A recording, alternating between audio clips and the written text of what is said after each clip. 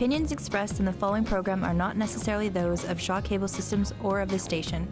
Through our access policy, we provide the opportunity for community groups and individuals to express their points of view.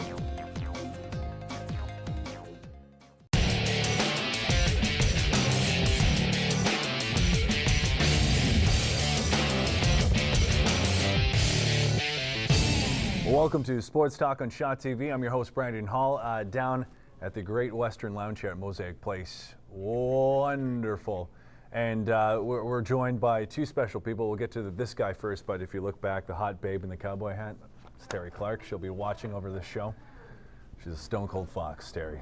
We'll get more into Terry later. But first, let's get her done right now. It's the snowboarding show here on Sports Talk. Hey, by the way, if you like this show, have any suggestions for the next one, you can definitely get in contact with us. You can either email mjshawtv@shaw.ca. You can phone 691-7395. Like us on Facebook. We got a page, and we're in the Twitterverse too at Shaw TV Moose Jaw. So, all right, let's get her done now. My guest right here with me. We'll do this whole show together. First time on TV, by the way. We got a first timer.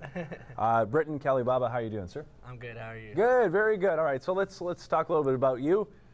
I'm loving it. I'm loving the outfit. That's great. So, do you you own a board shop here in town? Tell us about your business. Tell the name of the business first. And me and my brother own a new board shop and Steady Goods Clothing here in town. I've been an owner for 4 years myself, and my brother's been in it for 8 years.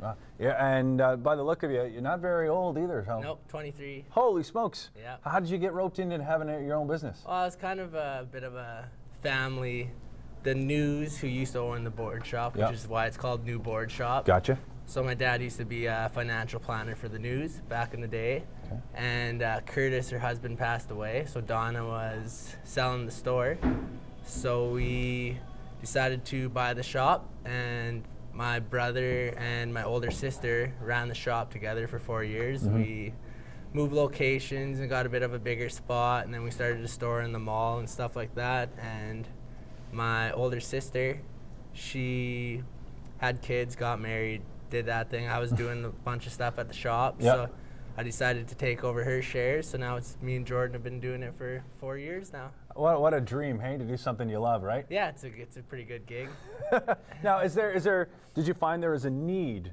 It's been around for a while, so is there a great need for a boarding shop here in town in Moose Jaw? I guess so, yeah. That's I don't know, it's a fun pastime, and it seems like the scene is always growing with now X Games, and there's Street League is on TSN and stuff like that. So it seems like it's there's definitely a market for it. There is, so, right? Yeah. That's good, and always competition with other bigger centers. It's nice to have your own little niche here. Yeah, in for town. sure. Moose Jaw is a good spot to have. We got the skate park just got repaved, so the skate scene's starting to come alive again, and snowboarding is always, there's not a lot to do for snowboarding around here now that White Track has closed down, which is what, 4 years ago now, or no, probably longer than that. Right. But I don't know, there's lots of snow in the mountains always. There right? you go. So Well, that's true when you think of snowboarding in Saskatchewan, right? But there's always great spots in town, or actually near town. That's closed, but where are the other great hills in Saskatchewan if someone's looking to start? Well, closest one around here would be Mission Ridge, which is just by Fort Capella, that area. It's not a bad spot. It's about, I think, I'm not sure, don't quote me, I think it's about $20 for a day to ride out there, and great spot to learn, kind of get your, figure out how to carve or do whatever you want to do, right? Right. And always got a little terrain park out there if you're into hitting handrails and hitting jumps and stuff like that. So that's a good spot to start. And then I know there's a couple places north of PA there, like Little Red. There's a little spot up there, and also Table Mountain. Okay. And then Assisipi, which is in Manitoba, is probably only about 3 hours away too, and that's not a bad spot either. So right. For prairie riding, we can take what we can get, right? That's true. Yeah. And you brought up a point off camera here that, what did you call it, railing? Yeah, that sounds awesome, by the way. Yeah. Hitting handrails. Handrails, that's what that's more, called. Okay. More brings almost a bit more of a skate theme to snowboarding. Right. You see it in a lot of videos and stuff like that around here now. So I don't know, if you got the eye for it and you're looking for it and you look around, there's a lot of handrails to hit. It's pretty dangerous. It's not lots of people, you can get in trouble for it, you know, going on private property. Gotcha, stuff like okay. that, like skateboarding. Right. Like it's the same thing, but if you are really into it and that's what you like to do, it's always a good time.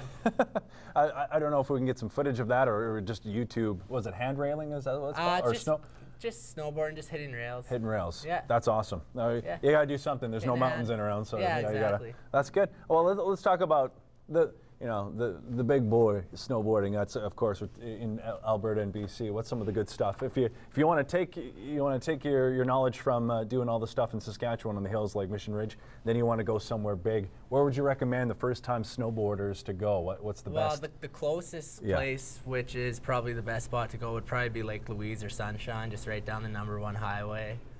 Is it? Okay. Yeah. Fernie isn't too far away either. Those are good spots to go. They're not as far. If you there's tons. As soon as you get into the interior, once you start hitting the Rocky Mountains, there's all sorts of spots. Yeah, and you can head down south too to Montana. I know they have a couple places down there, and there's all sorts of spots to go if you're into the scene. So right. Yeah. Well, I know you don't know exact numbers, but for somebody watching this right now is thinking, okay, I'm new at this, but I want to go on a big, let's say Kimberley Mountain Adventure.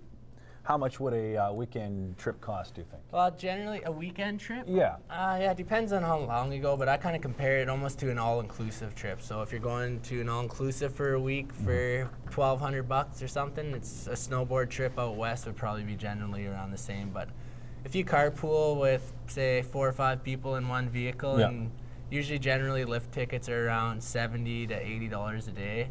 So for a weekend, I'd say you're looking at $300 to $400. Depends if you're couch surfing or if you're staying in a hotel. Depends on which and how hard you party too. That's always true. That's right. That kind of goes hand in hand. When I think of snowboarders, I think of a heck of a good time. That's what I think of. That's good. For sure. All right. So we talked about what is your favorite mountain? It doesn't have to be North America, or have you gone anywhere else? I generally like to go to Revelstoke quite a bit. Okay. I'm going to be heading there on December 9th. One of my buddies is living out there. It's got the highest peak for a mountain resort in North America. So it's a bit of a steeper, more, I would say a little more advanced mountain. It's, I don't know, when it comes to snowboarding, there's the guys that hit the handrails, more the street type guys, and then there's the guys that like to go into the backcountry and stuff like that, that like to do the hiking and hit the deep snow, like the powder and all that type of stuff. So when you get into that, you need all sorts of gear and knowledge. You just can't go back there and just start walking into the backcountry. You want to know where you're going and have all the right gear and avalanche beacon and all sorts of stuff. So you got to be prepared. I like that. And we're in the next segment, we're going to talk about that with your new board shop, of course. We're going to talk about gear and specifics about, if you're going out to, and what do you need to have a successful time out there. So we'll talk about that. Let's talk about the rivalry. Is there still one with the skiers? No? Is there, no? Some people are. Myself, I don't mind skiers because some of them are just as gnarly as snowboarders. They can do some pretty wild stuff on those skis, like 1440 spins and all sorts of crazy stuff. Snowboarders can do it the same too, but I don't know. It depends on some of those older skiers that are wearing the one-piece snowsuit and are bickering at you for standing sideways, but no, I don't have anything against them. I like them. So what is the conception of a skier? So what typically when you think of a skier, what's the attitude, what's the mindset of these guys?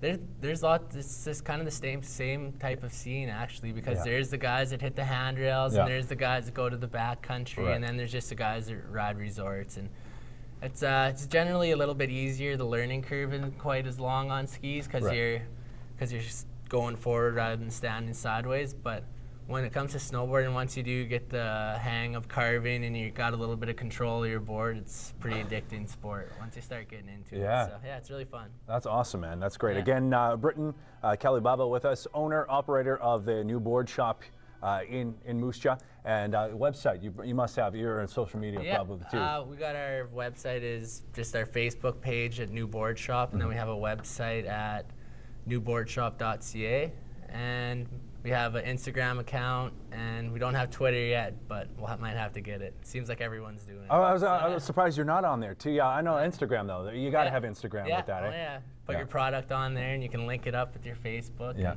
And the whole scene is. If you're into it, you're into it, right? That's right.